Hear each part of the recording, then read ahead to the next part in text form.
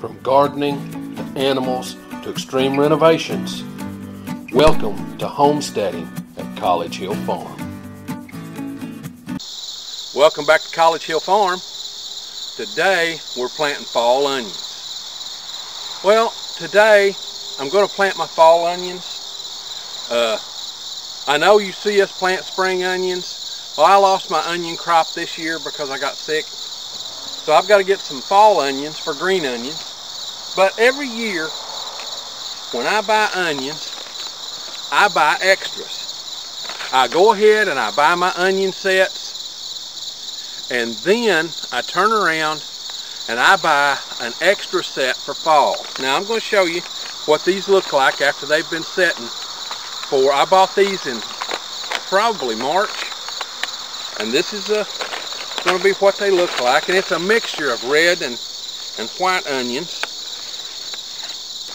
Now some are going to look real good and some are going to look pretty desiccated. See that onion? It looks pretty desiccated. This one again looks pretty desiccated. But believe it or not, most of these, that onion, see, you can see that one, it looks like a good onion. It's just a little bit desiccated. But most of these will put on onions and grow just fine. So I'm going to get at that. So the first thing I have to do is I have to prepare a spot, because I haven't tilled up a spot. I could have given out last night and done it, but I just didn't do it. It was 102 degrees here at my place last night. So up until 8 o'clock it was still 90 something. So what I'm going to do is I'm going to take the potato plow off, because we just got done harvesting our potatoes, put the quick hitch back on, and then put the tiller on and go down and till a spot and then plant the onions. Okay, let's go up to the barn.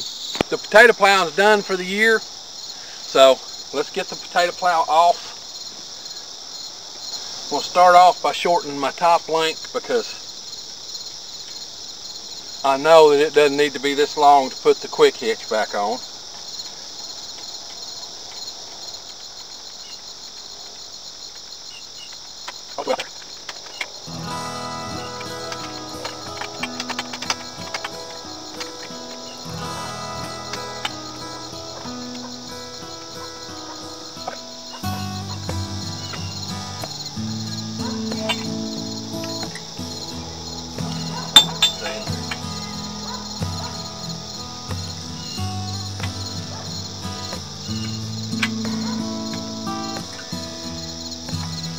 I try and make it so every one of my implements has its own pins.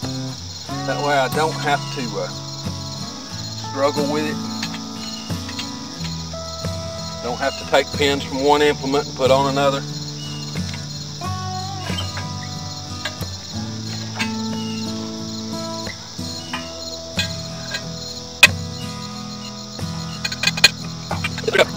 Got to put the quick hitch on.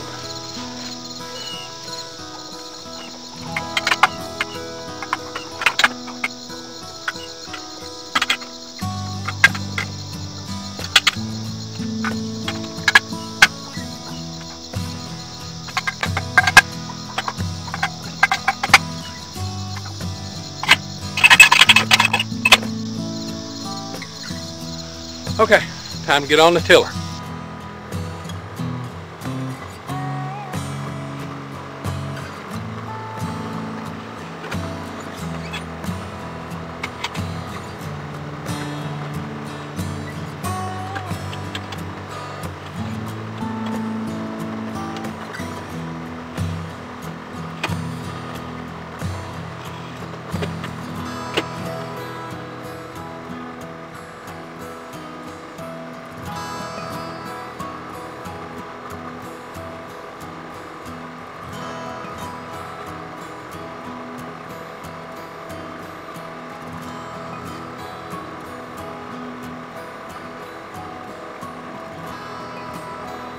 We are in the field. Now, a lot of folks ask me, why do you show the stuff like putting on the bush hog or putting on the tiller?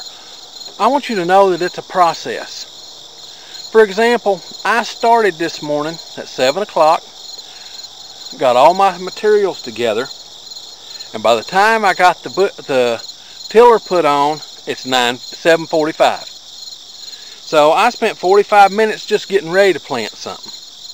And I've still got to till this spot. So I'm going to go ahead and get at that. It's right here beside my potatoes. You can see where I dug potatoes there, right in here.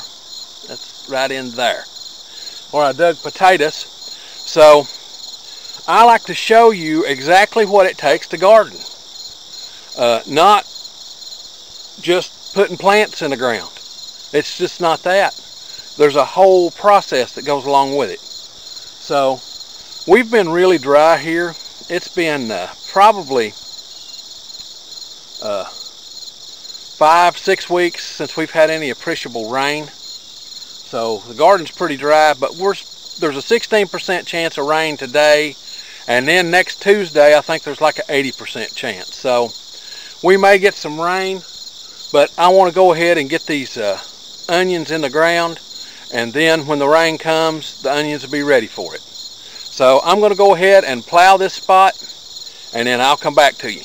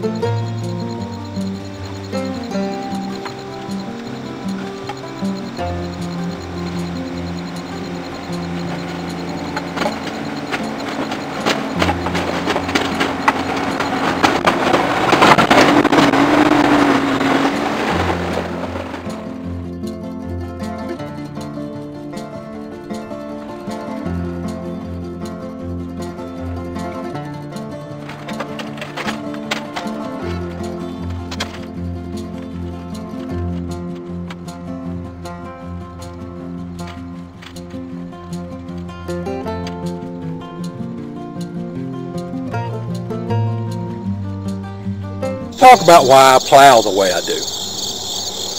I want to tend these onions with the tractor. I don't want to have to get off and use a hand tiller or do a whole lot of hoeing. It's the fall of the year. Weeds are not going to come out real big. So what I've done with the tiller is I've killed all the weeds. This is the driest I've ever tilled. So I had to go over this twice in order to get it to the tilth that I kind of like. But even this part right here, it's not the way I like it, but I'm going to just have to live with that because I tilled it twice. But why do I till this way? Well, I start off and I till a row down the center, right down through there. Then I till the side and a side. And then I come back and till through the center again, because that shows me exactly how wide my tiller is. So now when I want to plant, I plant over in here and over in there. Does that make sense? That way I can drive my tractor in between the rows and on either side of the rows. So let's start planting these. Now, just so you know, it's 42 cents. 42 cents worth of onions. And that's enough onions that'll probably give me a 100-foot row and a half. So I'm going to start on this row on this side and show you how to use the pipe planter. Now, my pipe planter, make sure it don't have no spiders down in it. There's a few cobwebs. I'll put something good size through it. Let's see if I got a rock here. Okay, that got rid of the spider webs. Haven't used it since spring. So now, it's just cut at a 45-degree angle. And it's made such, it's just a 1-inch piece of PVC pipe. It's made such that things like this can't turn sideways in it. So when I drop them butt down, they're going in a hole, butt down. So let's move you over to the row and let you see how the pipe planter works. The way it works is you just take the end, that end, you push it in the ground a little bit, and then you move it to the side. And that makes like a little hole. And then you just take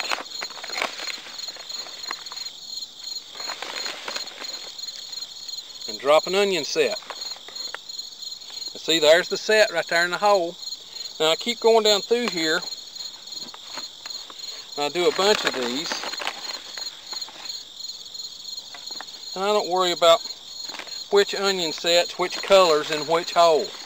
Don't make no difference.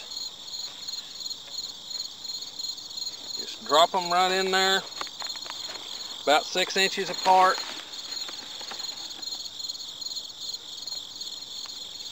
Get down there. Now once they're there, you just cover them and move on to the next one. And if one's too big to go in the planter, you just drop it here and put it in the hole where you want it. The planter will do that too. No bending over. Okay. Alright, 100-foot row of onions is in. Now I have a little confession to make. I've never planted onions this late. It's September the 11th. Our first frost date used to be October the 5th, but the USDA moved that first frost date to November the 1st. Last year we didn't get a first frost until the 14th of November. So I'm hoping these will do good. I've never planted them this late. I've always planted them in August, but I just couldn't get to it in August. So I've got a 100-foot row in. Those would have probably made a 200-foot row in August, but some of them were so desiccated that I was afraid that they wouldn't come up good. And so I planted 2 or 3 in one pipe at a time. That way one of the 3 will probably come up. If you like this kind of stuff, this homesteading, do-it-yourself kind of thing, be sure to come on out to the channel and subscribe. When you hit the little bell, it'll notify you when our videos come up. We upload something every Sunday, sometimes 1, sometimes 5, depending on what's going on the farm that week. Now, one of the big things you can do to help us here at College Hill Farm is share our videos with like-minded folks. You know, folks that are interested in homesteading and prepping and growing a garden and raising animals. With that being said, it's time for me to get on to the next thing.